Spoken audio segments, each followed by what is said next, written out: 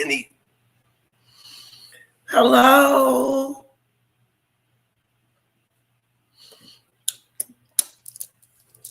Hello, everyone. Today we are going to be watching the Epstein interview. Okay. I can't play it on my system because if I do, I'll get a copyright situation. So I'm going to have to play it like this. Let me know if you guys can hear it. Oh, no, I said. Why? Because that's the company I was a partner in. And in fact, that was a company of crisis, and some companies are going bankrupt. I said, are you sure? I said, yeah, it's all over the papers. We're all terrified. We're going to lose our life savings because we have either a 401k or our pension funds. We don't know anything about money. Mr. Epstein, can you tell us, like, what's going on? Am I going to be able to afford my children's education? Am I going to be bankrupt like this? Hi, Darcy.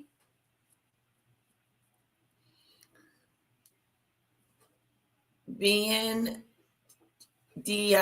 Auto's good. All right. Awesome, Darcy. Because if I play it on my screen, it will, I'll get copy striked. So I'm doing it this way. Yes. Hopefully everybody is doing well today on this wonderful day. Little Bit is at Mama's house.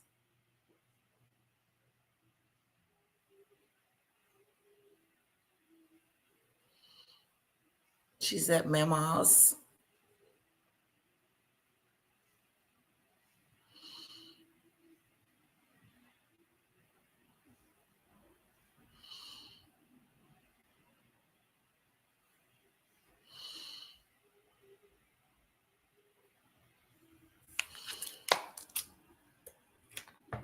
Yes, it's the interview with Steve Bannon, I believe.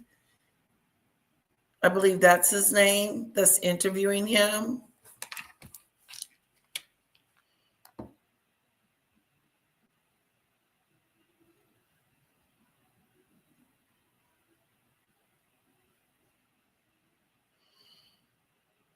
And we built it. On Sunday afternoon, September 4th. I'm going to give you guys a little bit more time to skedoodle in here. Again, this is the interview with Steve B. and Steve Bannon, the full interview. I'm fast forwarded past his financial situation and all of that stuff. So we're going to get down to the nitty gritty. When he was in jail, how did he feel about it? What was going on? What was going through his head? And he's off. He's off. He's talking about something totally different.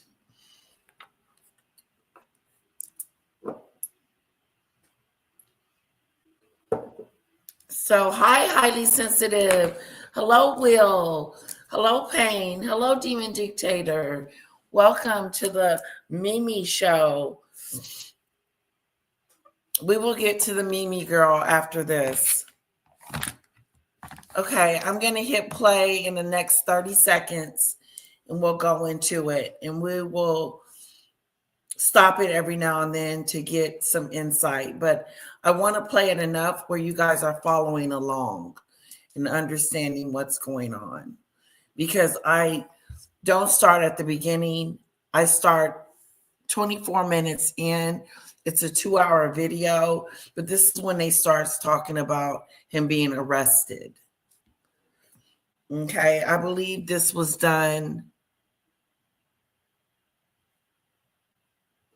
a while ago, but this was created from DGV Lad on 5 days ago. Okay, here we go. 2008, where were you? 2008. Sorry. It was the night they put Lehman Brothers in bankruptcy in London. I was in jail. Seriously. Stand it, and we built it. They're getting to it. They're asking him questions about what he was doing in 2008 on this specific day. He says, I was in jail. Let me know if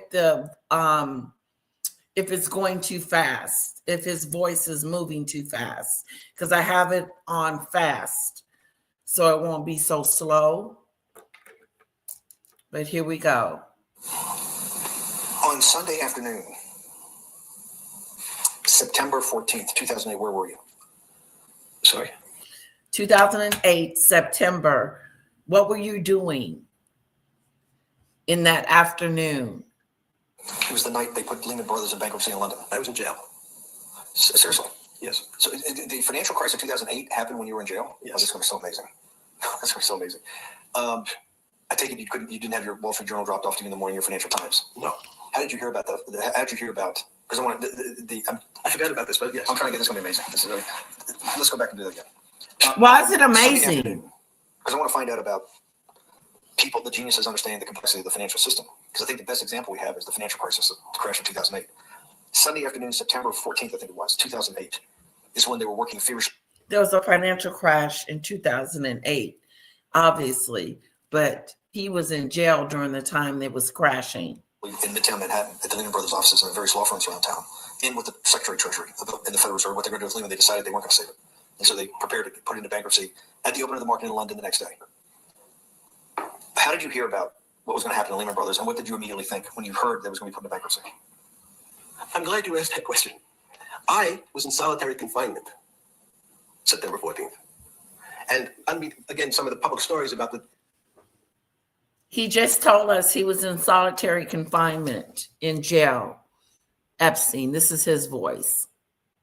Wonderful time I had in jail and my work release, which didn't come until months after. I'd been there since June in an 8x10 cell with a bed in the back, 6-foot bed in the back, a chrome sink. He's been in jail for some time now, since June, and they let him out on a work release program. Toilet attached to it, and a little piece of metal sticking out that was supposed to act as a tape. He's describing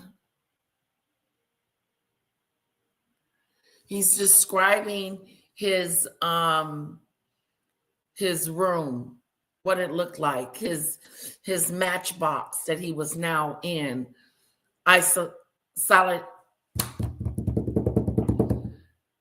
He was in confinement. Let's see what else he was doing in jail. Now, since I was in jail, there were no books. Why? There's no library. No library, but you're in jail. No, I was in jail, not prison. So in jail, I was in a place that was called the Special Housing Unit, which is for the roughest, toughest, meanest people. They had put me there, they said, for my own protection. So I was in an 8x10 cell with a little slit in the door where they would serve my food. Doesn't sound like he wants to unalive himself to me. Sounds like he was put into an isolated jail because of his own safety. On the tray about 9 inches by 4 inches. And then as soon as I finished eating, they'd take the tray and close it down. And one of the guards said, do you understand there's Wall Street's crashing. I'm worried about my pension fund. What should I do? And I said, sorry, Wall Street's crashing. What's happened? And he said, there's some crisis and some companies are going bankrupt. I said, are you sure? And he said, yeah, it's all over the papers. We're all terrified. We're going to lose our life savings because we have either a 401k or our pension funds. We don't know anything about money. Mr. Epstein, can you tell us what's going on? Am I going to be able to afford my children's education? Am I going to be bankrupt like this company called Lehman Brothers? And there's another company in the front page today called Bear Stearns. Oh no, I said. Why? Because that's the company I was a partner in. And in fact, that was a company I had a very large investment in. So, as a great story, I didn't have my Wall Street Journal, but... He's in jail talking about this great story. It's almost like he's disattached from his reality. In the early mornings, you're allowed to make 2 phone calls, collect. And when you pick up the phone, you can dial a number, and when the person picks up, they say, you're getting a call from the Palm Beach County Jail. Will you accept reverse charges? And the person either says yes, and they call us through, or the person says no. The person I called was Jimmy Kane, the president of Bear Stearns. And I said, tell me what's going on. And so that my knowledge of the financial crisis happened with Jimmy, who was at the center of the storm, telling me about what Lehman had gone under and they were trying to figure out a way, should they bail out Bear Stearns? Did it strike you at the time of the mess you had made of your life to be in a situation that you're one of the greatest financial minds in the world, looked at by world leaders and asked your thinking by the most prominent and important people in the world, and here you are in solitary confinement. You got to make a collect call to somebody. Did it strike you at the time how all the threads of your life would come together? And yes, highly and put you in a sensitive. Steve Bannon is in the files. That is so true. Would put yourself in that position? No.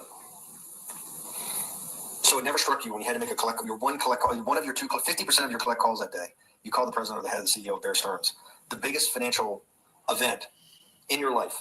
Yeah, he wasn't going anywhere. Of which, one, every important person in the world would be seeking your opinion. Number two would be a once in a lifetime opportunity to apply your craft. Number three, it would be a once in a lifetime opportunity to make money if you were smart. And obviously you're smart.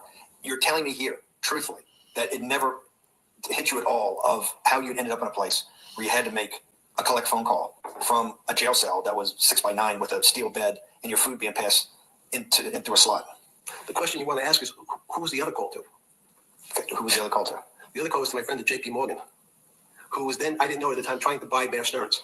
So at one point, I had two phones. It was difficult because they're afraid people are going to hang themselves with the phone cord.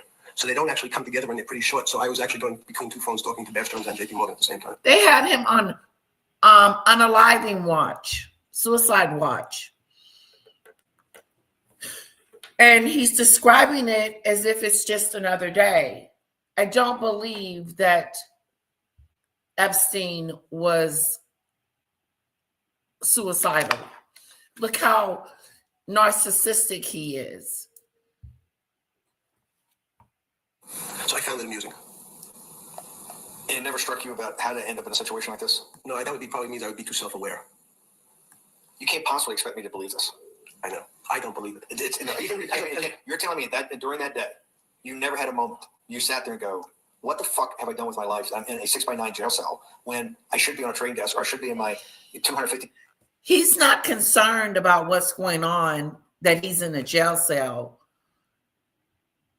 and got convicted. He's not concerned about that. He's concerned about the market, the crashing. So he calls all his business partners, these business partners that he talked to see what's going on with the market. But he's not concerned about his situation. And his situation is he's in jail for being an SAer, a trafficker. $1 million, the greatest townhouse in New York City, taking calls from the king of Saudi Arabia, the president of China, the head of Russia, the president of the United States, to... He's too valuable to have been unalived. He doesn't sound like a man that wanted to unalive himself. He sounds like a man that was put in a situation where he was unalived. Because why would he unalive himself, demon dictator? I don't see the correlation. He doesn't even, the reason why I'm saying that, his conversation talks about how they were protecting him while he was in jail.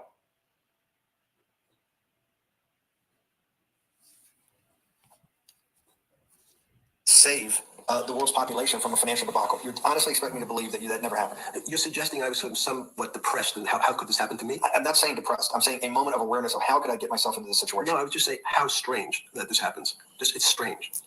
I'm wearing a jumpsuit and flip. He feels it's strange. Not that it's, oops, I done effed up my life and got myself into the situation, but still not self-aware that he's in some serious, serious trouble. It's really ironic to listen to him talk about the situation as if he's not even in the situation. And flip-flops. What color was the jumpsuit? Brown. He had on a brown jumpsuit, some flip-floppers, he said, and just trying to figure out why he was there. Jumpsuit. Yes. Not really. I notice I don't see even a lot of brown. No. brown jumpsuit and flip-flops Flip-flops, yes. with no access to books, no access to newspapers, No access to anything. You had He said, where was the books? He wanted to read. He got up in there and wanted to read. He was like, where are the books? Where's the library? You're in jail. What you thought it was. You might have needed to do some research before they picked you up. It's not a good place to be, but you're not here anymore, so we can't even talk about that. But the thing is that I really do truly believe that he was unalived. This doesn't sound like a man that was trying to unalive themselves. done information. Except my almond joy bars. I had extra almond joy bars. Did you eat almond joy bars and things like that because you're afraid of what the cooks did to your food? Yes. No, Is that Darcy. because of We should not be feeling sorry for this monster. Not at all. And he gets out on a work release. He's out right now. We should not be feeling sorry for him, but I don't believe that he didn't want to live anymore. I think that he would have lived in jail forever, read his books, been content in any situation that he's in. I think he would have made it a life for him, like Maxwell is making it a life for herself as well. that you were in for the crimes that you were in for? No, it was just, in fact, I Is was, it because you're wealthy? yes. How did you know that? Well, people would constantly come, if I was passing by or have to go for my medical, people would either ask to borrow money or make some other types of comments about, and in the beginning, What were the comments? At the beginning, what were the comments? it serves you fucking rich guys right that you're here next to me. There was nothing about your crimes. No. So all this rumor you hear all the time about people in prison that commit the type of crimes you commit, that's you're saying in your personal thing is not true. No. It was all because you were rich. Yes. And it was all because they wanted to borrow money. Or get advice. So he's saying that the inmates and the people that were in jail with him took him as this rich white man, but not necessarily was talking about his crimes, what he was actually in there for. I find that very hard to believe, because one thing about prison, they don't like when inmates mess with women and children. I do know that much. That's where they get advice to go long. Yes, You're telling me in solitary confinement they're interested in going along. Yeah. They wanted the What does that say about human nature? Well, I think that people find one of the reasons they wanted to keep me in solitary confinement was they're afraid that everybody would want to know which stocks to buy. But what happened was, after this crisis, now it's on the front page of every newspaper. I don't want to lose this thing. Sorry. When you first heard that, was it Bear Stearns had been kicked into bankruptcy, 6 months before? No, this is the same time. This is part of the same deal. I thought, no. Bear Stearns, they saved Bear Stearns and didn't save Lehman Brothers. That's 6 months before they had bailed out Bear Stearns. But Bear Stearns was still a zombie. It's not what Michelle's former A self. former self. But they had quote unquote saved it. Why did they make the decision in your mind? Why did Hank Paulson and Bernanke, this concept of moral hazard?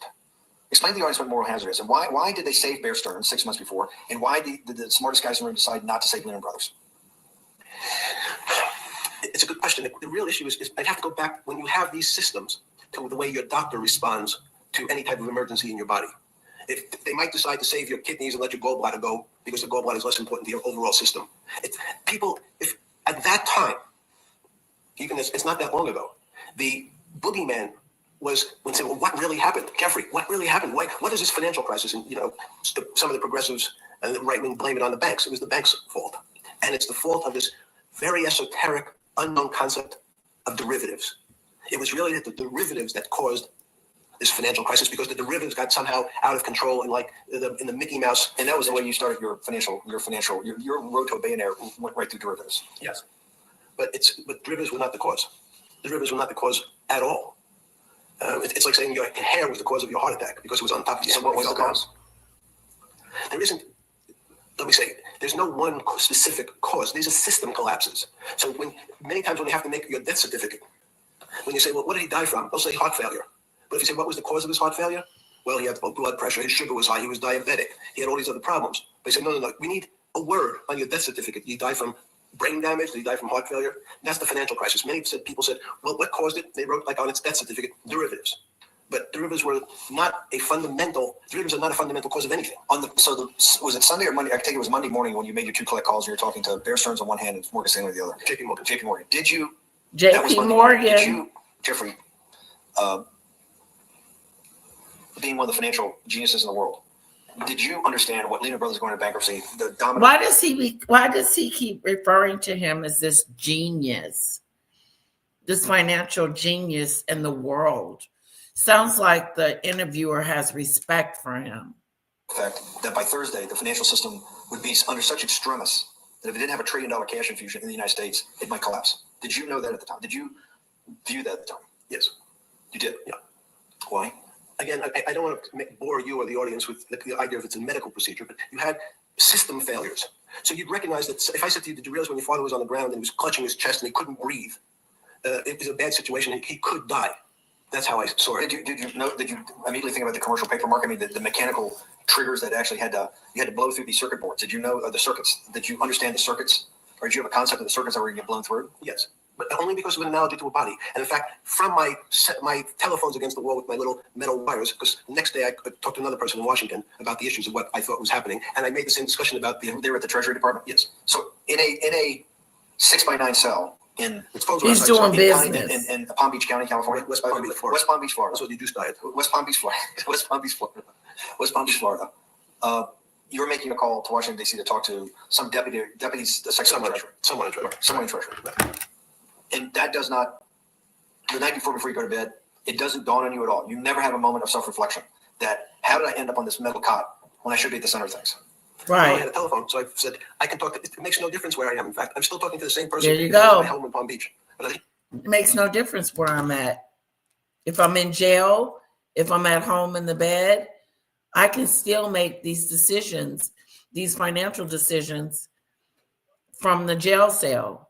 He was more concerned about what was going on with the financial crisis than he was with his own situation. Interesting. It was at home in Palm Beach. I can dial my own phone. That's bullshit. No, but you can also make 1,000 phone calls. Here you got to make one, and he's got to take. Think how much better that was. I had to decide who was the right person to call. That was unusual for me because I would have called 20 people. And what was the advice You would think you would call your lawyer. And it's very much like a sick patient in the emergency room. You can't think about it like your car. People in normal walks of life think about money and things as a machine. And unfortunately, so if your car breaks, cars are always easy to fix. My jets, my cars, if it breaks, I know it can be fixed because it simply follows the same pattern. If this part breaks, you replace the part and the thing works again. People and the financial system are not machines. They can't be fixed the same way. You can't simply take out put some more juice into the commercial paper market, and that's like replacing the carburetor on the car. It's much more, I have a patient who can't breathe, has a stomach problem, can't see, it looks bleeding at the same time. What do I do first? I have to think about it as a system. Where's the most logical place? What's the most dangerous place? If your heart stopped, we have to start your heart. I get it. He didn't explain it like 5 times now. Why do I have to start your heart again? I need to get your blood flowing. If your blood stops, you're dead. If liquidity, which is the equivalent of blood in the financial system, dries up,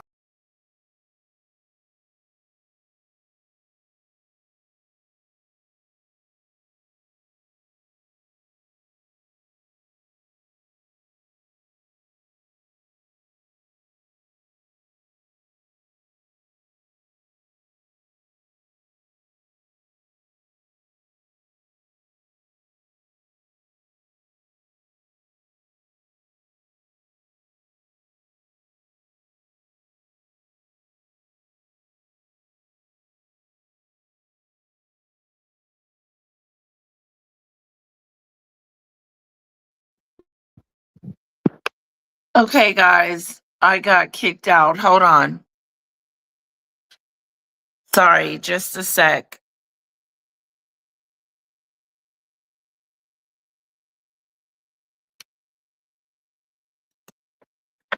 I'm bringing back up the broadcast.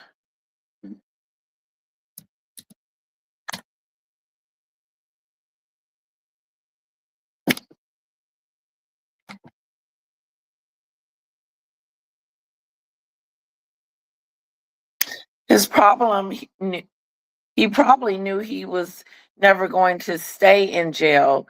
He was protecting his. Yeah, that's true.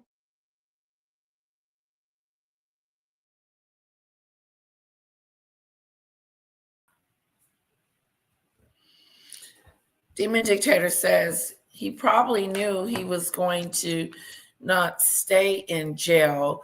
He probably knew he was never going to stay in jail. So he was protecting his assets. That's true. It's the blood of the system. You need to pump blood hard into the body of the economy to keep it flowing. And if you especially when you're worried about someone dying, you're not going to be worried about the niceties of, well, you got the shirt dirty and there was some damage. Pumping that blood, keep that. When you talked to the person in treasury on Tuesday the 16th, did you get a feeling as you were sitting in your 6x9 jail cell in West Palm Beach, Florida, that they were on top of things? No, you can't. It's impossible to be on top of things.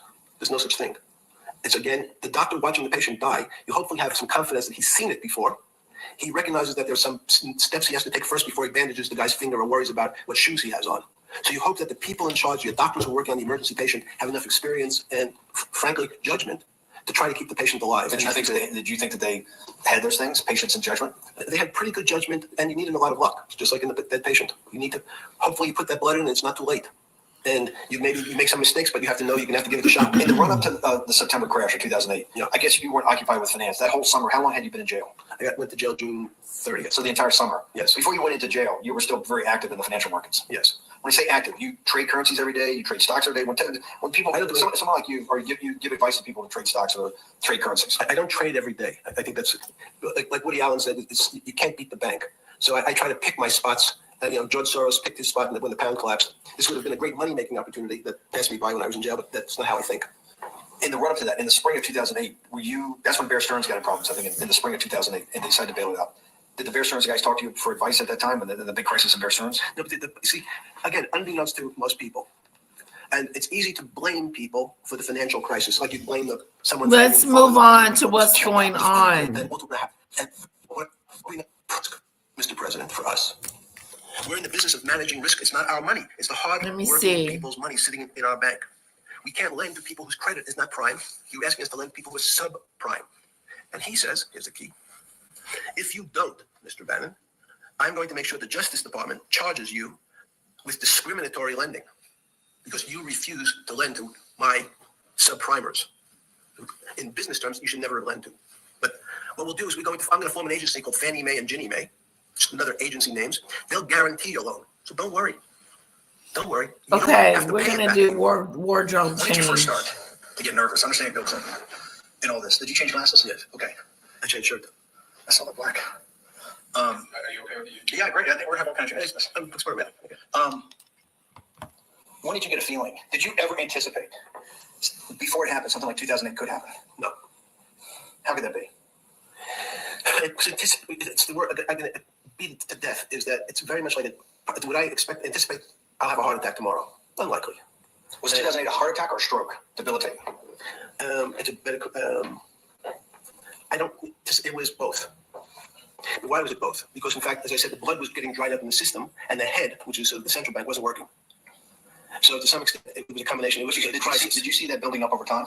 It's always been lurking in the background. I mean, if you have an older parent, would you say it's possible? Did you anticipate him having a heart attack today? No, you hope things are going to go better and maybe they'll fix it up. The system was getting too complex, and it wasn't based on derivatives because what people keep forgetting, and as I'm just explaining, Wall Street and in many professions, including Wall Street makes it sound complicated. They don't want the little guy to understand what they do because they make so much money and they don't do very much. So they couch it in words like derivative and stock options and commodity futures. And Let's move on from that. it's all fairly, everyone is capable of understanding it. It is not complicated. But Wall Street, because they make so much money from doing fairly simple things, needs to make it more complicated than it really is. We had a very big recession in the early 90s based upon real estate and Japan basically imploding. Let's again, you had a recession in the 90s. I don't know what it's based upon. It's always interesting to look back and say, it's separate from, there's certain triggers, like in the 70s, there was What do you think was based upon the 90s downturn? Clearly there was a huge downturn. No, I know there was a downturn. That's what I know for sure. That's a fact. That's all.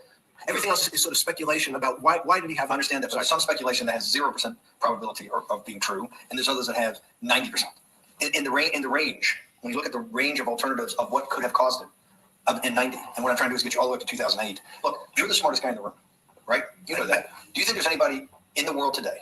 Oops, this is going to be a bad question. No, but do you think anybody in the world today? The Alan Greenspans, the Bernanke's, is there any central banker you know any partner of any Wall Street firm, any guy running a trading desk, and I would take it that would be, or anybody at Larry Fink at BlackRock, Steve Schwartzman at Blackstone, the top 100 financial guys, and let's throw in a couple of Nobel economists, and let's throw in the best professors at the new search for science may go back to when people were actually talking about a soul, and you said there's no doubt in your mind that there is a soul. Describe for me Important, Steve, for today. Because most of the science up until today was things that are starting to approach the limit. You were taught in high school that if you had 1 divided by 0, if you remember your high school algebra, you were told, what's the answer? I want to know what's going on with the jail. Stay away from it. It's the boogeyman. You could write it down as it's undefined. It's not able to be determined. There's a bunch of things. But in fact, 1 divided by 0 is a strange things happen. It's a world of the strange. And what I'll explain to you after is that when you get 1 divided by 0, you get into a world we don't know what happens. The answer is it's not explainable. We can get God. And people who attempted, in fact, to explain the unexplainable, who said, yes, I understand the unexplainable. It's a long journey. This is the heart of what we're trying to do. Let me take a bit of a detour for a second. What if you went to high school and the last year and your importance for today? Because most of the science up until today was things that are starting to approach the limit. You were taught in high school that if you had 1 divided by 0, if you remember your high school algebra, you were told, what's the answer to that? Is there an answer to 1 divided by 0? No, if you were in high school, it's like, stay away from it. It's the boogeyman. You could write it down as it's undefined. It's not able to be determined. There's a bunch of things. But in fact, 1 divided by 0 is a strange things happen. It's a world of the strange. And what I'll explain to you after is that when you get 1 divided by 0, you get into a world we don't know what happens. The answer is it's not romance. I don't know why I'm attracted to somebody. I don't know. People are attracted to each other, and everyone has the same feeling. They've seen someone walk in the room and they say, oh, that person gives me the creepy feeling. Science is trying to describe it. Science doesn't describe what creepy feelings means. They just know it's a creepy feeling. I think women, as I said the last time, have an intuitive sense. What is intuitive? They have intuition, they have feelings, and they're able to deal in the realm of things that men, especially men like myself, find unexplainable. They have great, women have intuition. Men see things a bit differently. Men want to measure everything. Women are not really that interested in measuring. In what you're saying in macro terms, you actually think science, mathematics, maybe ultimately technology is moving to that more intuitive. I think science and math are old-fashioned. And unfortunately, people are still taught that they have to learn algebra in school and certain things in school, as opposed to learning to Is this what Larry Summers was trying to get at? Maybe he didn't say it perfectly enough, but what he was Black trying to people. get in that. it's intelligent than white people. It's not true. We know, for example, that if I was in the forest and I had to run from the lion or figure out a way not to be eaten, and my it's intelligent than white people. It's not true.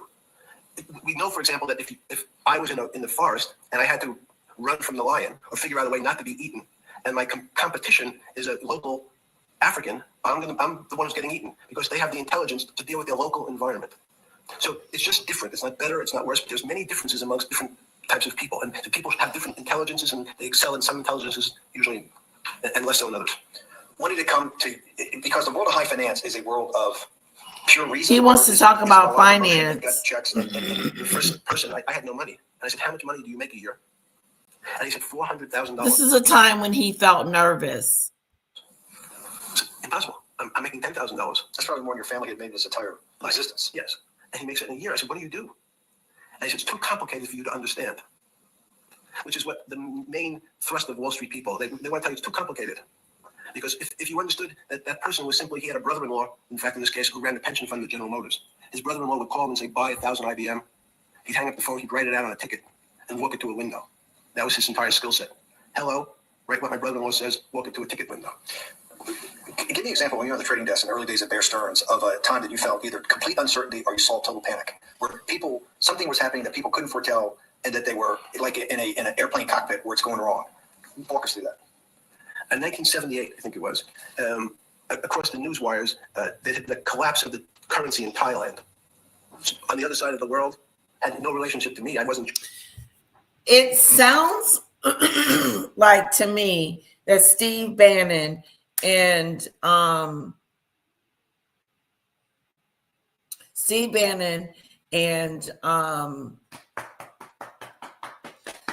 man on the island are friends.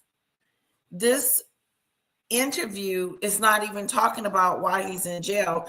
It's talking about his finances and how everything was okie dokie and how he ran his business. I don't care. I want to know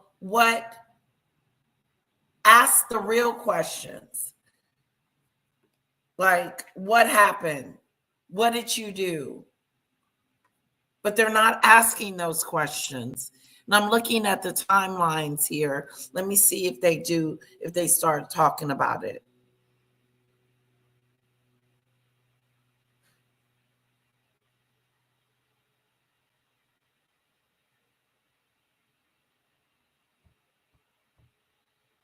The Institute was supposed to actually come up with a formula for that, for the butterfly wings. Why in 15 years did you reach the end of at least that experiment? Every attempt to, so that's why it's so exciting now. When he was talking about quantum physics, he said anyone, Jeffrey, he was talking about quantum physics. He said anyone, all your bullshit and happy target can't be measured like that. Is that to say measure it's a commitment. You don't even like a commitment when you answer a question. I don't Is it saying golf, commit to the shot? I don't know what it means to be measured. You do know what it means to be measured. You're one of the leading currency traders, hedge fund guys, or stock market financial wizards. You're in the high priesthood of high finance. You certainly know how to measure. That's why you're a billionaire. Any other answer besides that is total and complete bullshit. And you know it. I know very few things. You know things to be measured. You measure every day. You weigh and measure every day. You weigh and measure people. You weigh and measure leaders. You weigh and measure economies. You weigh and measure politics. It's a very you weigh and measure. Hang on. Your whole life, in fact, is measuring. So what you He keeps kissing his butt. He keeps kissing Epstein's butt. Hello, Dale. We're listening to Epstein and Steve Bannon's interview. But what we're not finding out is what we want to know.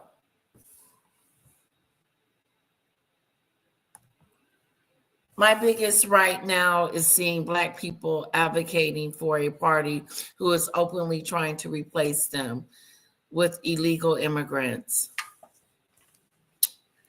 Anyway, moving on. So what you've now done is a great thing. Is you've used the word measure, a mathematic term, in the common vernacular and abused it. So I don't even recognize what it means. It's so abusive to my field. Why? Let's go. In mathematics, measure means what specifically? It's no specific. It's an approximation or giving something a number. If Einstein's technicalities. Oh, you didn't say that before. No, you're not going to the. I don't even. What if I say measure? How tall are you? You'd say 6 foot. 6 feet. Is it 6 foot 1 inch? Give or take. I'm in a privileged position to have some of the world's smartest people come to my house and tell me what they think about different subjects.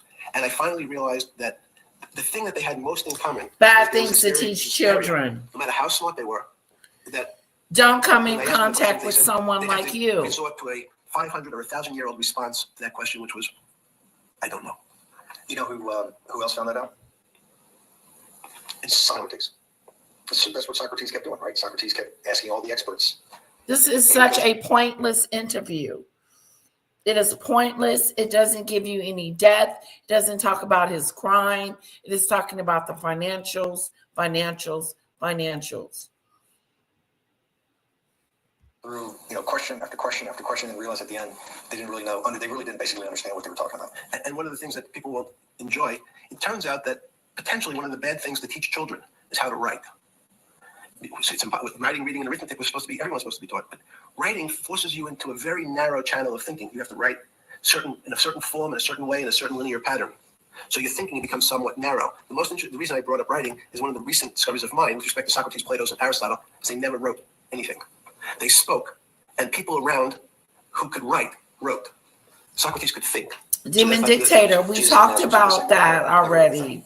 I thought he was a carpenter. He was a carpenter. And then he needed like little carpenters to get We talked about it 30. I did what you did.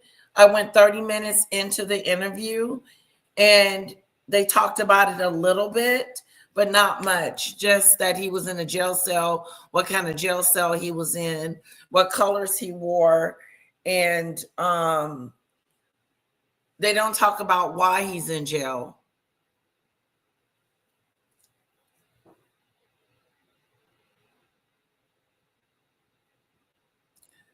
I don't see Greenland joining us. I see us taking Greenland.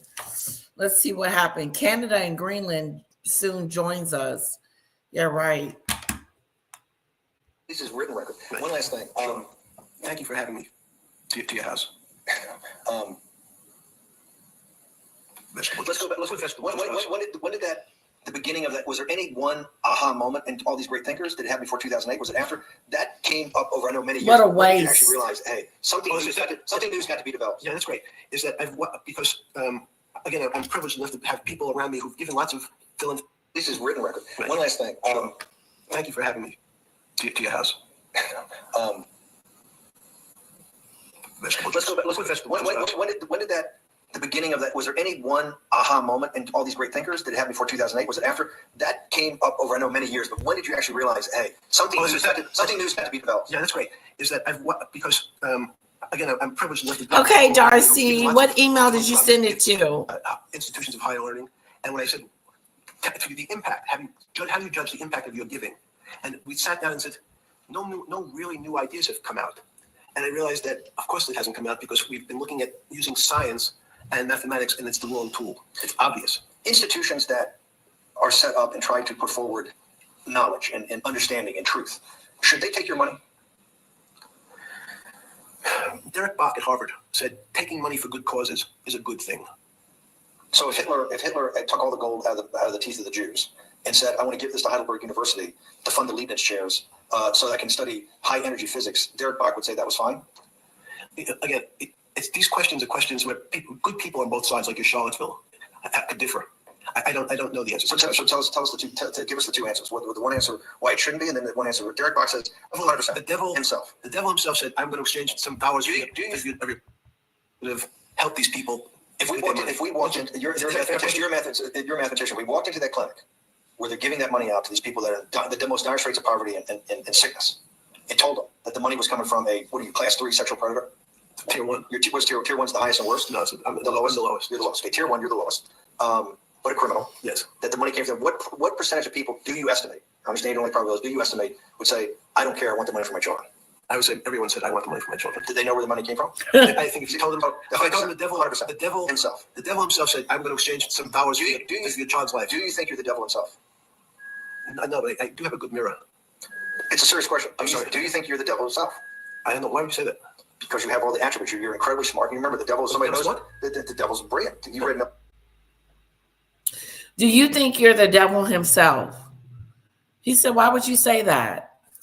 And then he says, well, the devil was brilliant and all this stuff. I mean, he sounds very deceptive. He just sounds really weird, the interviewer. You read Milton's Paradise Lost. No, the devil scares me. Satan is he is at the number 1 or 2 archangel, and the reason he goes to hell and leads the rebellion is because he can't be the top guy. And his thing is, I'd rather reign in hell than serve in heaven. I saw that in a movie once called American Dharma. I don't remember who said it. Okay, you have to go. Okay. That's it. Before we get What a waste. Not a waste for us, but what a waste on a interview. You know, he didn't really interview him well. He did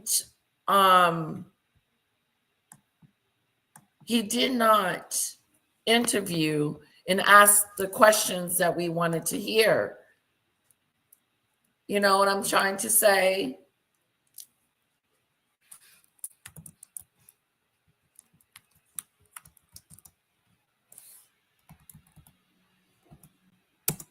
R. Kelly video was different. Latest news.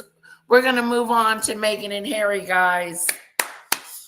Breaking. Harry signs custody deal, then exposes Meghan and Andrew's secrets. Don't believe that. Hold on.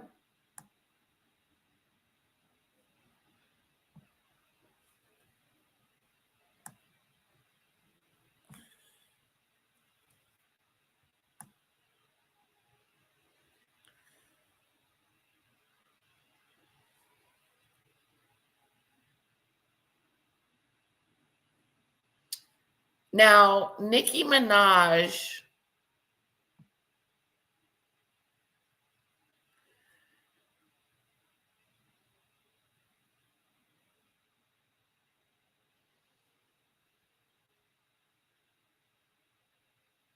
let's do the Royal Roundup.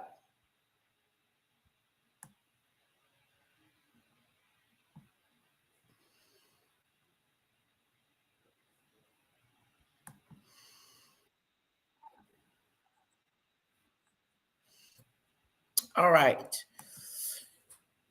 Here is a topic that we're going to get into. Darcy says, such an odd conversation. Why didn't Bannon ask the hard questions? Exactly. What a waste of an interview. His voice sounds very light-hearted. He doesn't have a deep voice, Payne.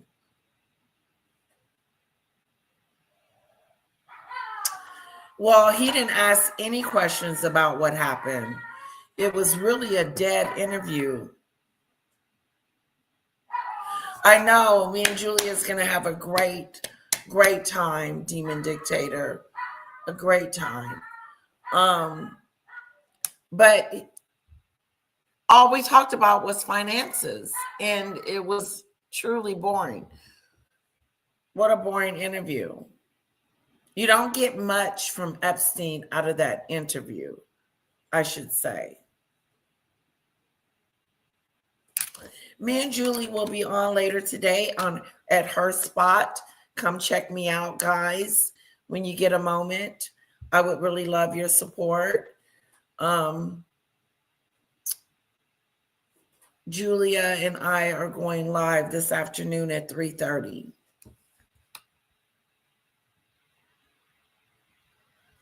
What do you think about people predicting Meghan's future?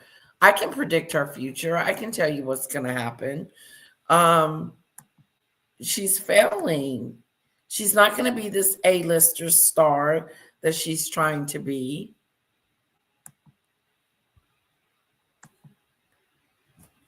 And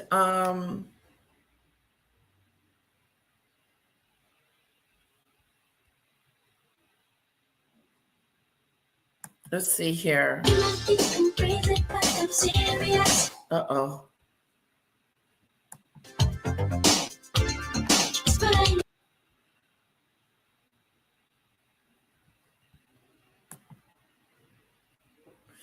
You got to be careful with the music. Yeah, I think I am. I'm going to stream it to mine because I think she has StreamYard, Demon Dictator. You know what? I say we shut it down and get ready for 3:30. I was going to do another one, but I don't want to overexalt myself. So we're going to shut this live down and just make this one the Epstein interview. Okay? And just move right out of Meghan and Harry.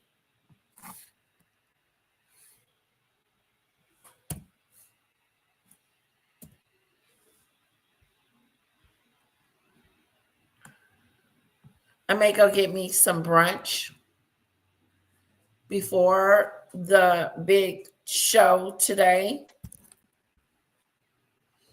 So, guys, thank you, Payne. Hello, Beverly.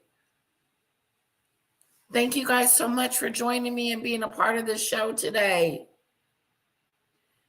Thank you, Darcy. I really appreciate your participation.